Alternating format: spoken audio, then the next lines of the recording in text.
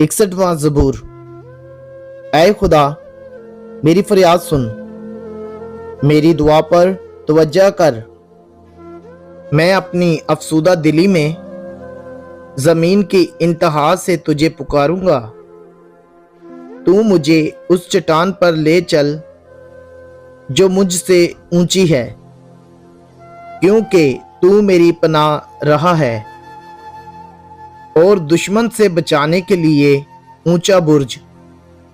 मैं हमेशा तेरे खैमा में रहूंगा, मैं तेरे परों के साया में सकूनत लूंगा, क्योंकि ए खुदा, तूने मेरी मन्नतें कबूल की हैं।